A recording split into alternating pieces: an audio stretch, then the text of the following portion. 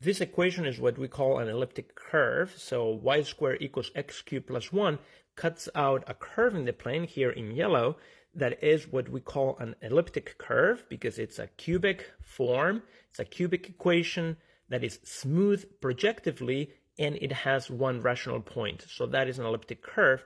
And the beautiful thing about these elliptic curves is that on the rational points, we can define an addition.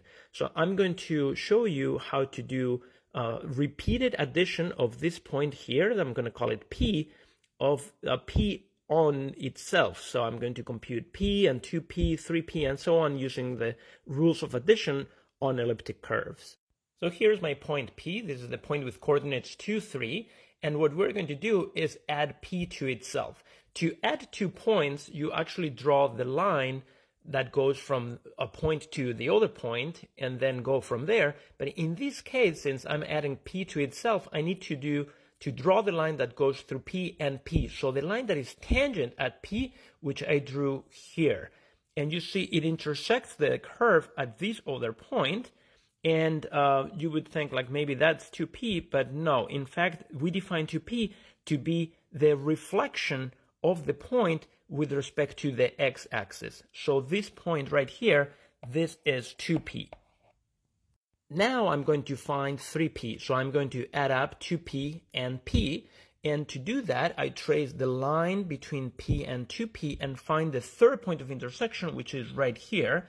And then find the reflection of that point with respect to the x-axis, but that it's itself. So this point here is 3P. Now to find 4P, I can do 2 things. I can double that point or add up 3P and P. I'm going to first add up 3P and P and see what happens.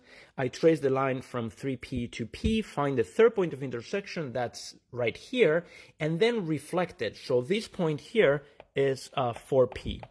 Now, if I had doubled 2P, what I would have done is draw the line between 2P and 2P, which is this line, which turns out to be tangent and also, in fact, a triple point of intersection. So the triple point of intersection is here and then reflected, and that point is 4P. Now I'm going to compute 5P. To compute 5P, I'm going to add up 4P and P. So I draw the line from 4P to P and find the third point of intersection. It turns out that this line was tangent at P, so the third point of intersection is actually at P. So it's right here and then reflected, so this point will be 5P. Now I'm going to find 6P. To find 6P, what I'm going to do is trace the line from 5P to P and then find the third point of intersection. But when I draw this vertical line, there is no third point of intersection in the affine plane, in this plane, in the XY plane.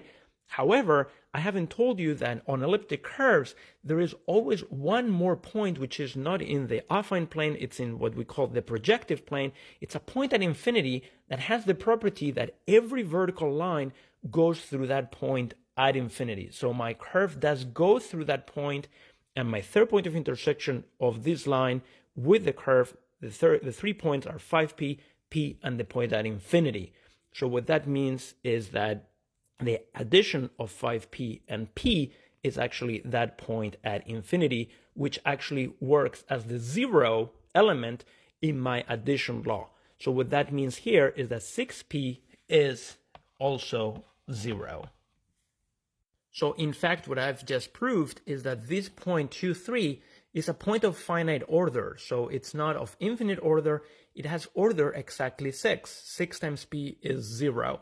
And that it's a feature of this abelian group that has some elements of finite order, and some other elements for some other elliptic curves are of infinite order. It turns out that for this elliptic curve, you are actually seeing all the points that are on that elliptic curve defined over the rationals. There is a point at infinity, and then P, 2P, 3P, 4P, and 5P.